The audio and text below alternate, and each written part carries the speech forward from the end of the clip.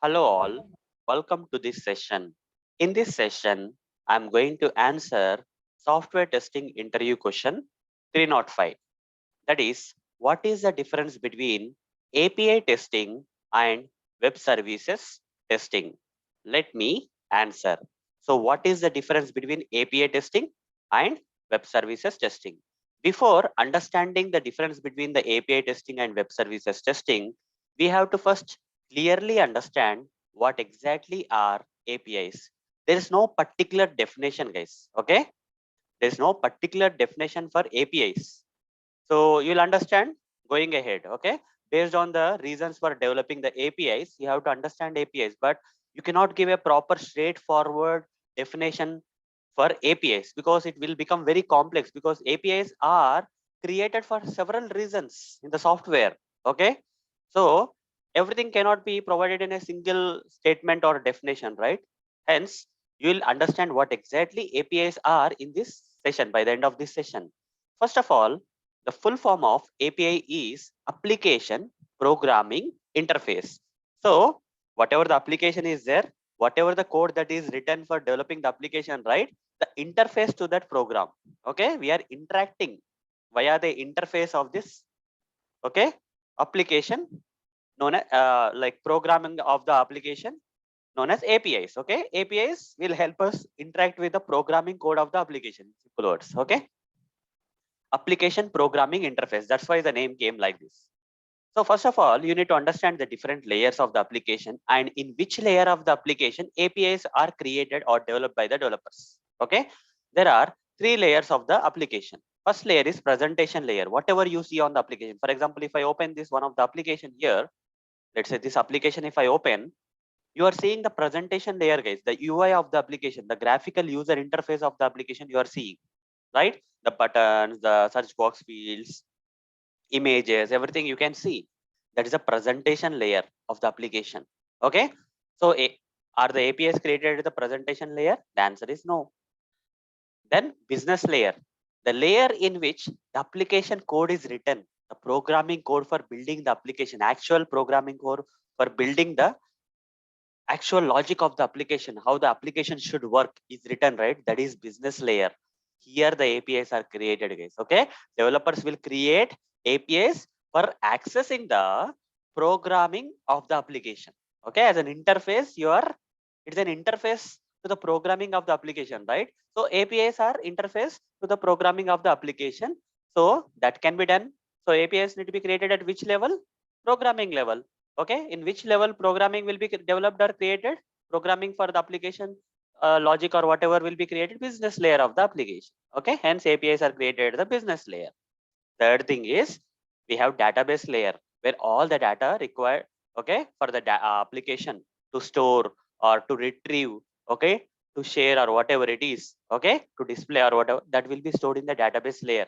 Right from registering an account or log into the account, database will store the information, guys. Okay, so these are the three layers of the application: presentation layer, database layer, business layer is the one in which APIs are developed.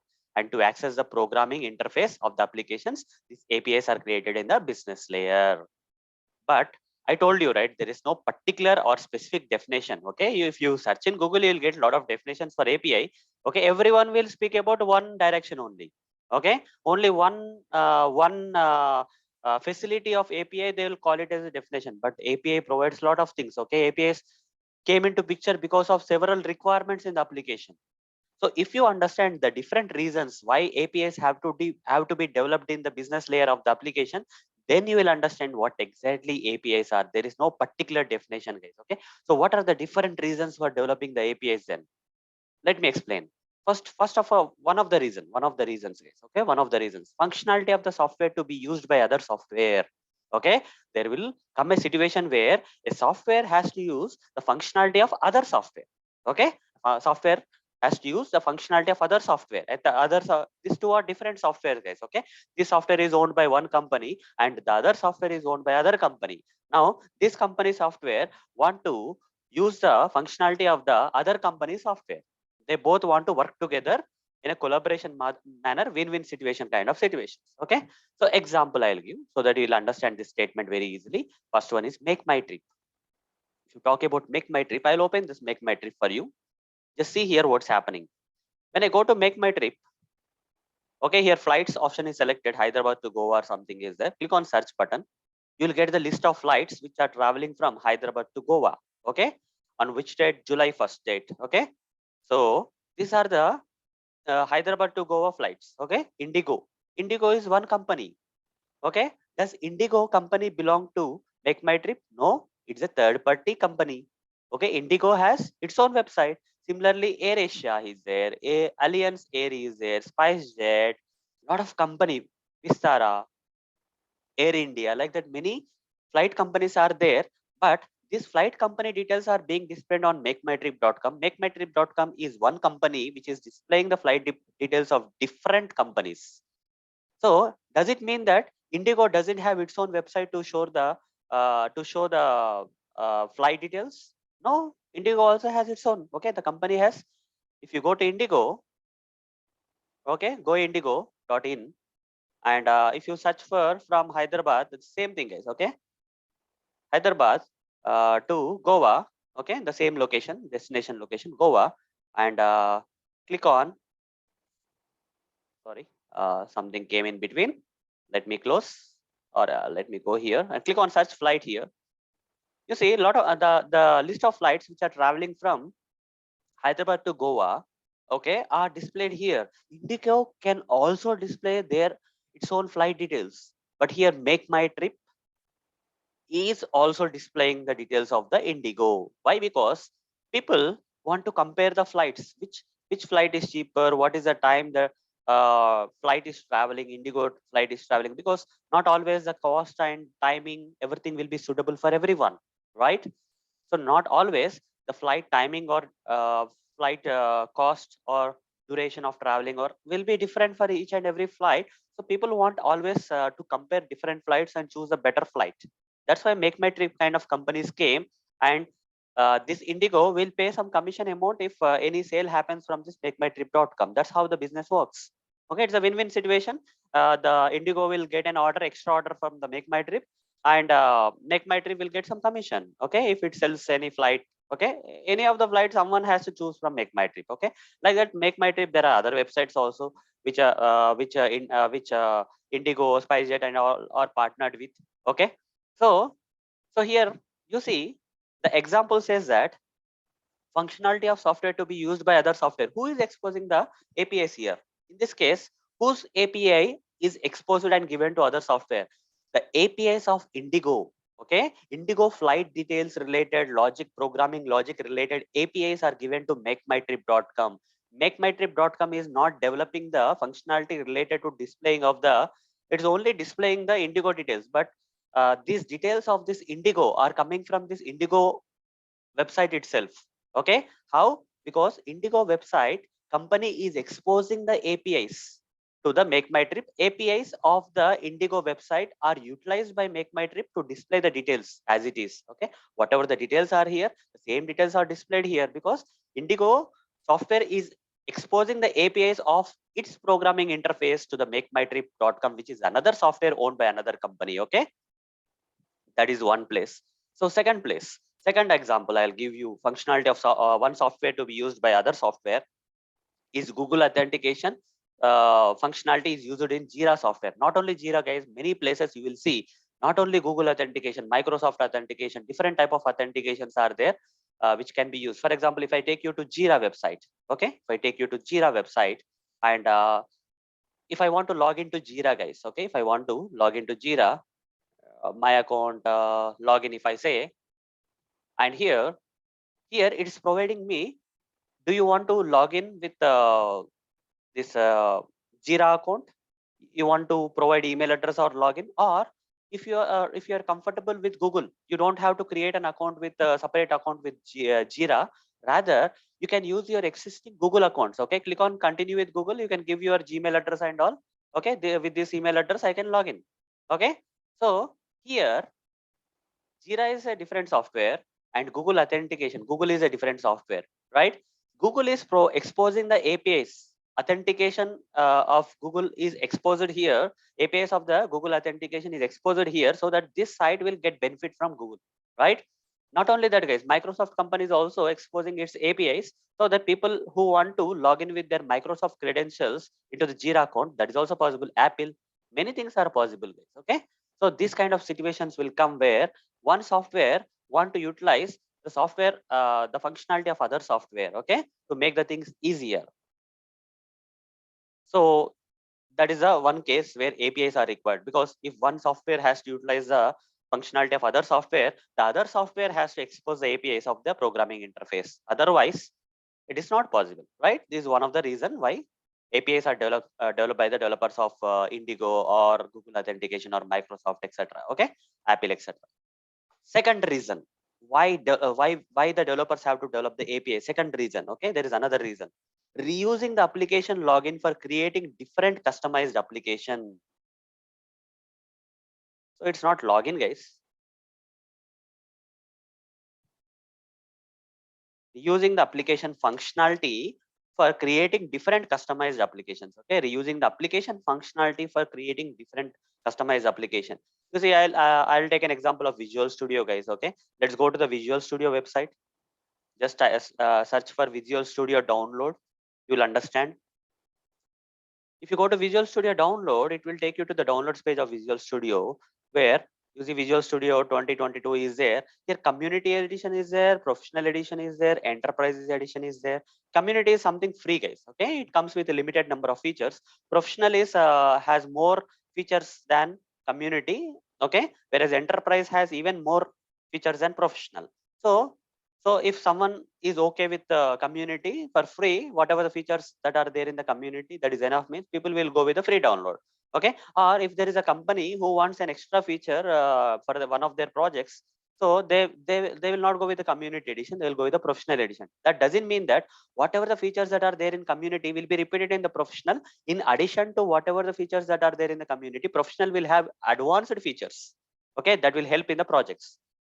Coming to enterprise, enterprise will contain community features, professional features, and also some other additional features which are more useful for some kind of companies, okay, for their projects, like that. Okay, so here developers, will they develop the community edition, professional edition, enterprise edition separately from scratch? No, first they will develop the community edition. Already they created the code for the community edition. What the developers will do is, while creating the professional edition, 70% of the features are already there in the community edition. For that, they will create the APIs and provide to the professional edition.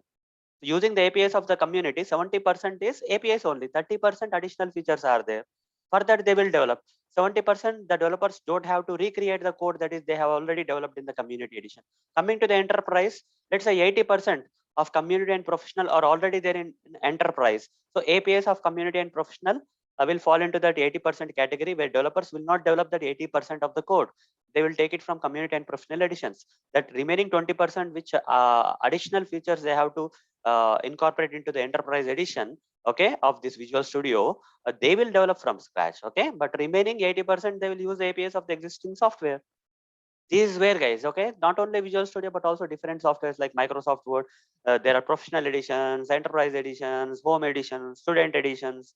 You see, they don't have to write the code from scratch. Okay, they will expose the APIs of one software, of the same type of software but having some additional functionality, kind of, okay, customized applications. If they want to create hundreds of customized applications and release them with the different pricing plans into the market, then they can reuse the application code with the help of APIs by exposing the APIs of the application functionality, which is already written by the developers as part of one of the few of the softwares.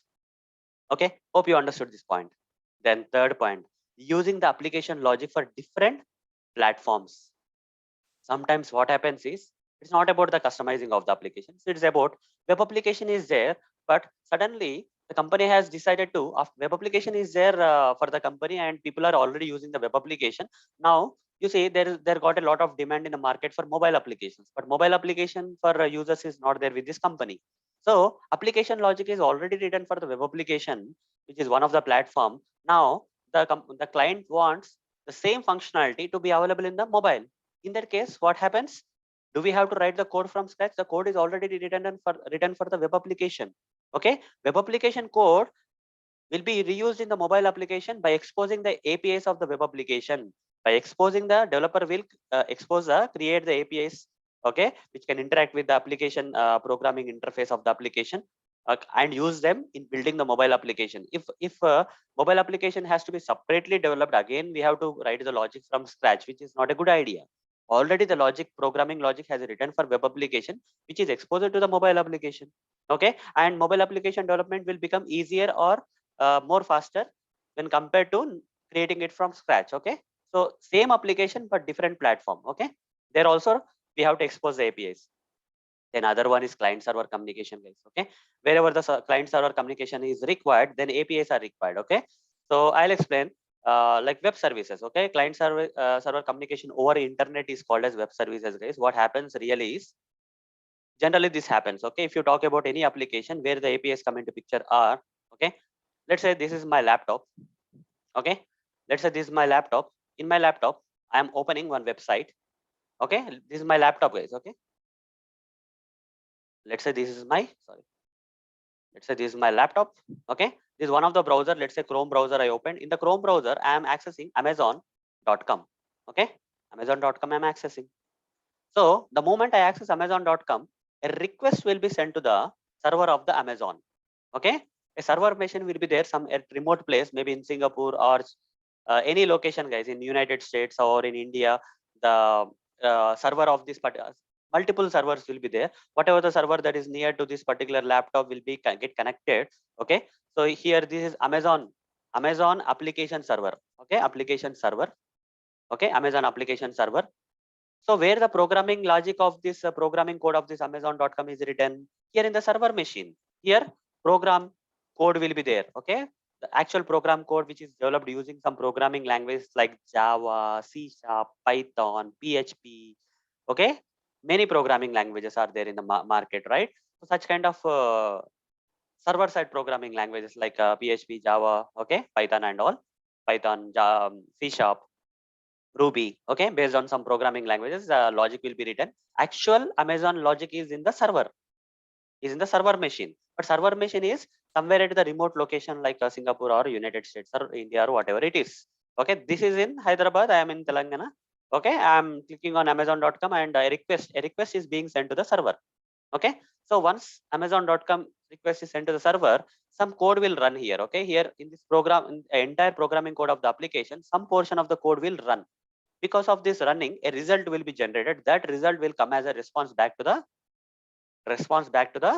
Amazon, this laptop in the Chrome browser, whatever the browser I opened, right? To that browser, the response will come back. The response will come back in the form of HTML, CSS, JavaScript, sometimes cookies and all extra things. Okay, I don't want to go depth. Okay, these HTML, CSS, JavaScript cookies can be understood by the browsers. Browsers, since they can understand this response, can render the, once you mention Amazon.com, what will happen? It will display the page for us, right? Amazon.com page will be displayed for us. You see the page. This is coming from the server, guys. This HTML code of this page, the CSS code of this page, the JavaScript code of this page, and the cookies. Any cookies are getting dropped here. All these are coming from the server machine. Okay, all these are coming from the server machine, and the browser of this particular laptop is rendering this with the help of this. Okay, so here this is called as a client machine, guys. Okay, we generally call my laptop as a client, and this is a server machine. Okay, this is a server machine. Here requests and responses are traveling over what? Because this is in Hyderabad, Telangana, whereas this is in United States. Let's say how they are communicating, over internet. They are communicating because this is one machine, this is another machine, which are at two different locations, which are very far distance, India and United States, via internet over one protocol known as HTTPS. Okay, coming to Amazon, it is a secured one, so HTTPS protocol. This request and responses. These requests and responses which are traveling over internet over HTTPS protocol are known as APIs only. They're APIs only, guys. You can call this request and responses as APIs. Okay, the client and server has to use APIs to generate a request and to get back the response. They have to use APIs. But this, there is a category of APIs, guys. Okay, there are type of APIs: normal APIs and web services. Okay, web service APIs. What is the other one? Web services. These APIs are called as web services. Why? Web services. So Especially I'm calling these APIs which are traveling over the internet over HTTP protocol to communicate between the client and server over the internet. I'm calling as web services because web means internet. Over the internet, if the APIs are communicating, they are called as web services. That type of APIs are called as web services, guys. Okay. So now you understood what are web services. Okay. Clients are server communication. Most of this client server communication happens in case of web applications over internet, over HTTP protocol. It will happen over the web. It will happen. So these APIs are called as the other name for APIs. In this case, when the communication of the APIs are happening over internet, are called as web services. Okay. But are APIs equal to web services? Are both same? Are APIs and web services same? No, guys. Okay. So here the main question is, what is the difference between API testing and web services testing? In order to understand the difference between API testing and web services testing, you need to understand what is the difference between APIs and web services first. Okay. If you understand the difference between APIs and web services, then you can understand what is API testing and what is web services testing. So let me first explain the difference between web services and APIs. What are web services? What are APIs? Okay. So all APIs are not web services. First point, all APIs are not web services. Here in this case, these APIs are web services because these APIs are traveling over internet. The request and response APIs are traveling over HTTP protocol, that is over the web. Hence, we are calling these APIs are web services. But do all the APIs travel over the internet, require internet to communicate? No. Okay, not all APIs required internet or web to communicate over client server. It's not required, guys. Okay, I'll show you some examples of APIs which doesn't require internet. Okay, so I'll show you some examples of APIs which doesn't require internet. That's why all APIs are not web services. Only the APIs which are traveling over internet over the HTTP protocol. Okay, they are only web services. Remaining all APIs are not web services, guys. Okay, for example, Chrome add-ons. Okay, I've installed a lot of Chrome add-ons here. You see the Selenium ID in this is the Chrome browser, guys. In that I installed an extension. Okay, lot of extensions I installed. Everyone knows about Chrome extension, right? Bug magnet is one extension, clear cache is one extension, Selenium ID, selector sub, edit this cookie. Lot of extensions are there. Okay, lot of extensions are there in the market. You can install any type of, for example, taking a screenshot, Chrome add-on like this. I'll say screenshot extension for taking okay, Chrome add-on like that. One extra extension I'm adding. Okay, screen capture. Add to Chrome, add extension. In a while, this extend by default Chrome browser is not coming with this screenshot capture, but now I added. Okay, so where is that? This is the one. Whenever I want to take a screenshot, I click on this.